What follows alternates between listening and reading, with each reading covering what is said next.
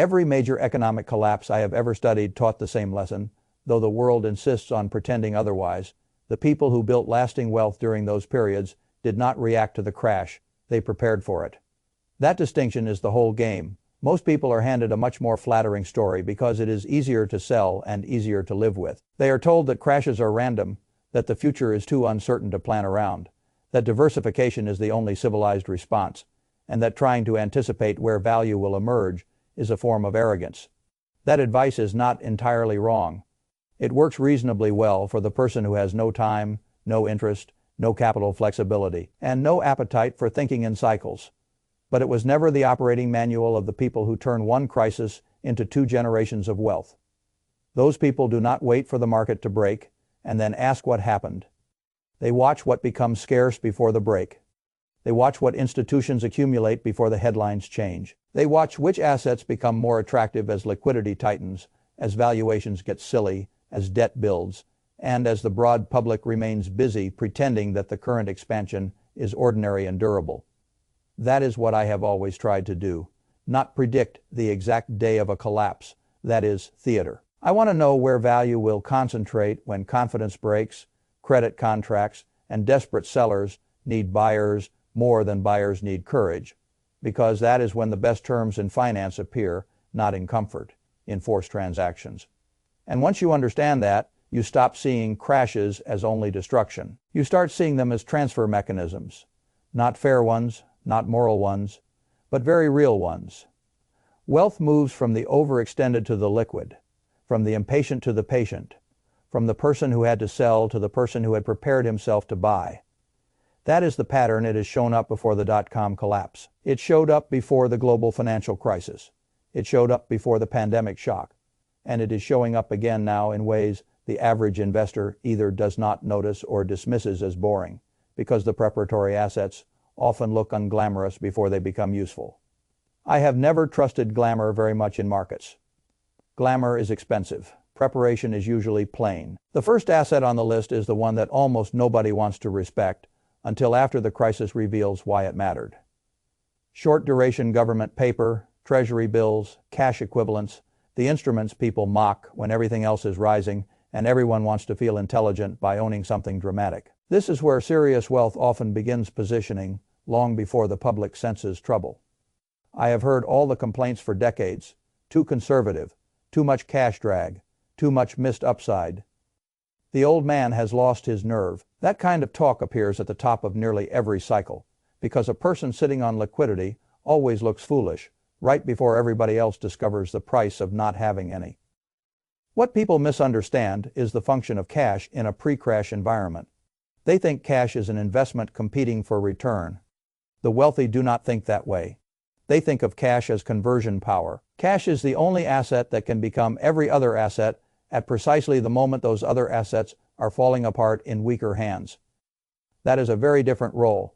If you hold a stock and the market breaks, you own a wounded asset and hope the wound heals. If you hold a building and credit freezes, you own an illiquid asset and hope a buyer appears. If you hold private paper and the economy buckles, you own a story whose ending has become uncertain. But if you hold short-duration paper backed by the sovereign and sitting very near par, you own possibility. You own choice. You own the ability to move when others cannot. You own the capacity to buy without first having to sell something else into weakness. That matters more than yield at the exact moment. Everyone else suddenly discovers that yield was never the point. What the wealthy are doing when they build giant positions in treasury bills before a downturn is not hiding. They are loading the gun. That is the correct phrase for it. They are not trying to earn a heroic return in the final stretch of the boom. They are trying to preserve purchasing power and decision, making capacity for the moment, when excellent businesses, real estate, debt claims, and monopoly cash flows come up for sale at panic prices. That is a different game than the one retail investors are taught to play. Retail investors are taught to stay invested because timing is hard for most of them. That is sensible enough. But the highest net worth people in the world do not treat market timing as a sport. They treat liquidity as a strategic advantage. They build it when doing so feels unfashionable, and then deploy it when fashion dies. If you understand that, you understand the first rule of crash wealth. The winner in a panic is very often the person who arrived with cash before the panic began. Not because cash is exciting, because cash is admission to the sale. The second asset is the one that makes nearly every ordinary investor uncomfortable, because it sounds dark. Though the darkness is not in the strategy itself, the darkness is in what the strategy reveals about how the system is built: distressed debt. This is where wealth stops merely protecting itself and begins positioning to take ownership from the broken edge of the cycle. A great many people hear bankruptcy and think zero. They imagine wreckage, lawsuits, scandal, and the end of value. That is how ordinary shareholders usually experience it. And that is precisely why the most sophisticated money shows up in the debt instead of the equity. Because when a company enters real distress, the important question is not whether the stock survives. The important question is who sits high enough in the legal chain to convert a credit claim into control of the reorganized enterprise. That is where fortunes are made. The public thinks it is buying companies when it buys common stock. The people who understand distress know they are sometimes better off buying the claim above the stock and waiting for the restructuring to hand them the company anyway. That sounds technical, but it is simply legal arithmetic. When a business breaks, equity is often an apology letter written to the bottom of the capital structure. Debt is where the power sits. Senior lenders, secured claim holders, creditors with legal priority. They are the ones who get to negotiate from strength while everyone else is busy watching the old share price die. And here is the part most people never fully grasp. A distressed bond trading at 15 or 20 cents on the dollar is not only a bet on whether the company survives, often it is a mechanism for buying the underlying assets of the company at a fraction of what those assets would cost to replace from scratch. Factories, contracts, logistics networks, shopping centers, service routes, machinery, land, customer relationships, all of it can be transferred through the debt structure when the old owners can no longer defend their place in line. I have always thought that was one of the purest expressions of capitalism's indifference. A company can be socially important, full of workers, rich in history, central to a region, and none of that matters if the debt was written such that the real owners in distress are not the people who thought they owned it, but the people who knew how to buy the paper above them. The wealthy know this. They have known it for a long time. They do not buy distressed debt because they enjoy tragedy. They buy it because bankruptcy is not only a failure process, it is an ownership transfer process, and once you understand that, you see why crisis creates new fortunes instead of merely shrinking old ones. Every downturn wipes out a class of overleveraged holders and hands the assets to people who arrive with dry powder, legal patience, and the willingness to think one step above the stock certificate. That is not an opinion. It is the mechanism. The third asset is older than all of this. Older than stock markets. Older than private equity. Older than central banks. Older than the paper systems that rise and break around it. Productive agricultural land. People like to romanticize farmland or, just as foolishly, dismiss it as a billionaire hobby. I have never found either response useful. Productive land is not interesting because it is scenic. It is interesting because it sits on the most basic demand floor imaginable. Human beings must eat. That sentence is not clever. It is simply unbeatable. A software company can lose relevance. A bank can fail. A bond can be inflated away. A consumer brand can go out of fashion. An office tower can sit half empty for years if the economic model around it changes, but land that produces food begins with caloric necessity underneath it. That is a floor most assets can only envy. I do not mean any patch of dirt automatically becomes a good investment. As always, the details matter. Water access matters. Soil quality matters. Crop economics matter. Jurisdiction matters. Whether the land produces for export markets or only local consumption matters a great deal. But the broad principle is ancient and sound in a monetary disturbance, in a debt crisis, in a currency event, in a broad loss of paper confidence. Land that can produce what people must consume stands in a very different category than assets, whose value depends mainly on multiple expansion and cheap leverage. That is why it keeps reappearing in serious wealth preservation. When the Roman elite expanded their agricultural estates during debt troubles, they were not being imaginative. They were being rational inside a hard world. When families with hard currency bought farms out of distressed hands in post-war Europe or inflationary regimes, they were not making a spiritual statement. They were moving into productive necessity while paper systems were failing. When modern billionaires quietly assemble farmland portfolios, the financial press calls it quirky because the press often mistakes ancient logic for eccentricity if it arrives wearing modern clothing. I do not. I see the same old truth. Productive land is a claim on demand that does not care what the central bank did last Wednesday. It is not perfect protection. Nothing is. Governments can tax it. Weather can hurt it. Politics can distort it. But in the hierarchy of assets, there are very few things more structurally anchored than the production of food in a world full of paper promises. That is why it belongs on the list. Now we come to the fourth asset. And this is where the distinction between public markets and private positioning becomes especially interesting. Blue chip fine art and other genuinely scarce passion assets. I know how that sounds to ordinary people. It sounds decorative, decadent, even frivolous. And for many buyers it is exactly that. But that is because they see the object and miss the financial architecture around it. A truly scarce, institutionally recognized work of art is not merely decoration. It is fixed supply wearing cultural legitimacy. That is an extraordinary combination. There is no quantitative easing for a deceased artist. There is no way for a central bank to expand the supply of a masterpiece when paper claims multiply and the wealthy begin looking for places to park value outside correlated public markets. That is what gives high-end art its strange power in crisis periods. It is not that art never falls. It can. It is that the best part of the market is not wired into the same daily liquidation engine as listed securities. It moves differently. It negotiates privately. It trades through networks, not mainly screens. It carries opacity where public assets carry constant marking. For the wealthy, that opacity is not a bug.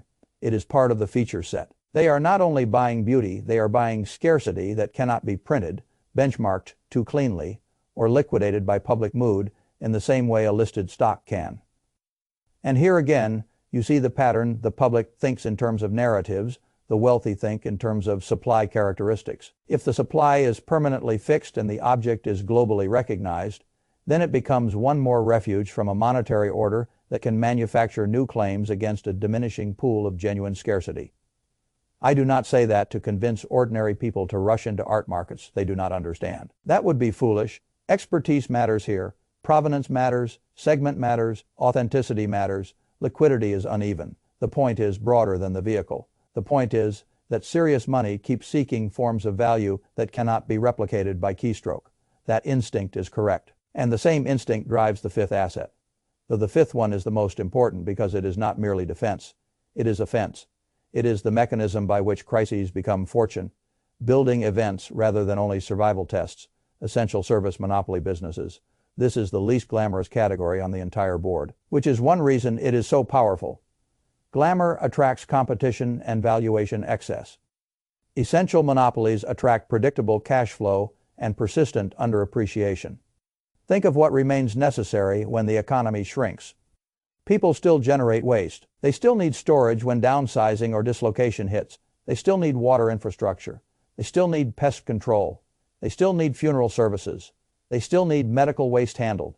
They still require a whole class of services that do not care whether the SP is down 20% or whether the central bank is cutting or hiking or renaming another intervention. That is what makes these businesses so potent in downturns.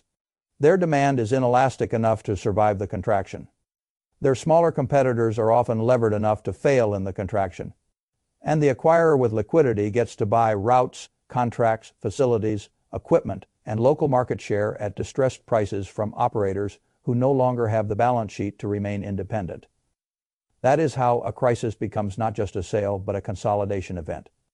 This is the most offensive play on the board because it does not merely preserve value through a downturn. It uses the downturn to increase market power. I have always admired that kind of logic because it understands capitalism in its least theatrical form. Not innovation, not glamour, not disruption, not a new app with a beautiful story, simply the disciplined acquisition of boring necessity at the exact moment weaker hands can no longer carry it. That is how enormous fortunes have often been built. Take garbage, a ridiculous word in normal conversation, but garbage collection does not become optional in recessions. It becomes one of the most dependable cash flow streams in the country. If a crisis wipes out over-leveraged regional operators and a better, capitalized acquirer can buy their routes and equipment for pennies on the dollar, then a recession is not a threat to that acquirer. It is a growth strategy. The same logic applies across essential services. The service itself is dull. The timing is everything. Acquiring dull cash flows at distressed multiples, while labor costs soften and competitor leverage implodes, is one of the oldest and most effective playbooks in the private equity world. The public never talks about it because the public is usually taught to admire the spectacular. The spectacular is rarely where transfer happens most reliably. The transfer happens where people cannot stop paying, even when they stop spending everywhere else. That is why I think this fifth asset matters most. It teaches the final lesson of crash wealth. The first four assets protect, preserve, and position. The fifth takes, not illegally, not dramatically, legally, structurally, patiently. It takes market share, route density, contracts, local monopoly power, and future cash flow from people who misjudged the cycle and financed essential businesses too aggressively in good times. That is the darkest and most useful truth in the whole list. Crashes are not simply market events. They are ownership transfer events. Once you see that, 100 years of financial history suddenly look much less random. The middle class is taught that crashes are things to survive. The wealthy behave as though crashes are scheduled shopping windows. That is the gap. And the gap is not created by some magical secret hidden in a vault. It is created by a different understanding of what assets are for. To the average investor, cash is lazy, farmland is odd, distressed debt is too complicated, fine art is for museums, and garbage companies are boring.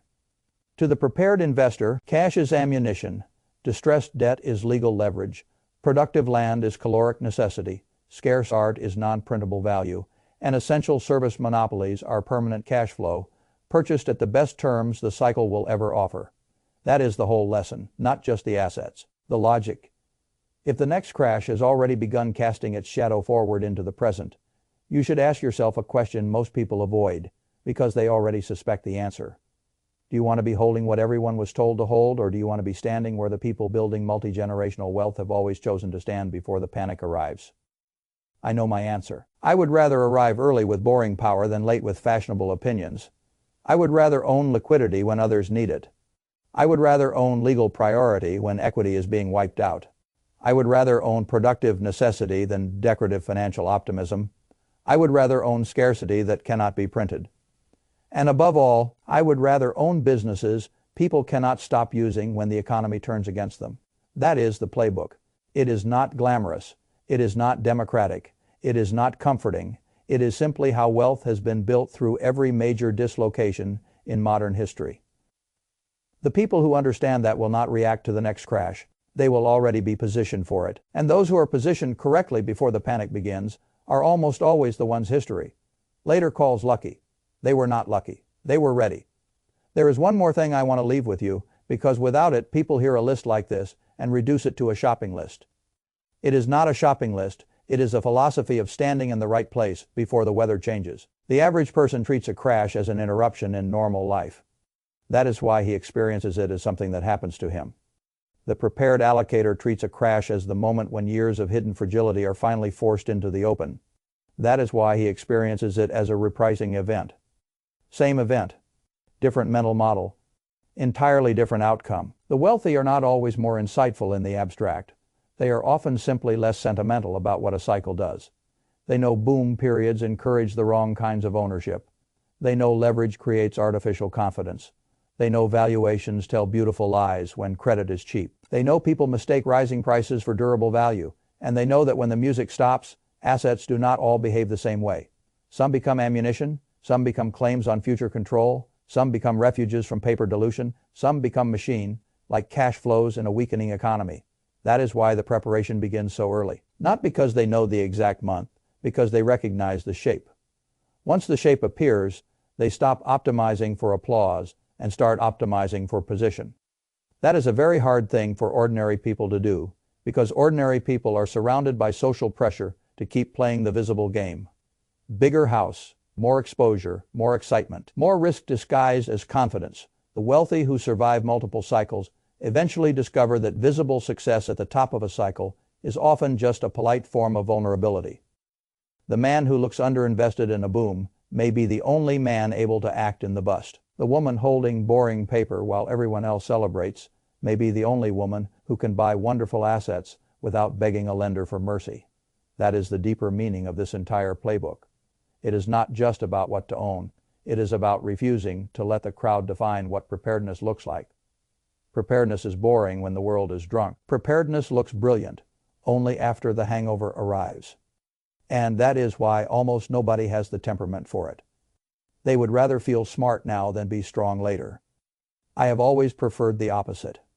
I would rather look dull in the year before a crash than look desperate in the year after one. I would rather hold instruments that preserve optionality than chase the final scraps of upside in a euphoric market. I would rather own claims with legal priority than stories with emotional momentum. I would rather own necessities than narratives. I would rather own scarcity than promises. And if I can own monopoly, like cash flows bought from distressed hands, I would far rather do that than spend my life pretending diversification. Alone is a substitute for preparation. That is the final lesson. Before every major crash, the rich are not merely moving into 5 assets. They are moving out of dependence. Out of dependence on expensive markets. Out of dependence on fragile credit. Out of dependence on public mood. Out of dependence on asset prices that require everyone else to remain confident. They are moving into liquidity, legal leverage, productive necessity, true scarcity, and durable cash flow. In other words, they are moving into forms of wealth that do not need optimism to survive. That is where I would want to stand too, not because I enjoy crisis, because crisis is when the truth about assets gets told, and I would rather hear that truth from a position of strength than from a position of forced selling.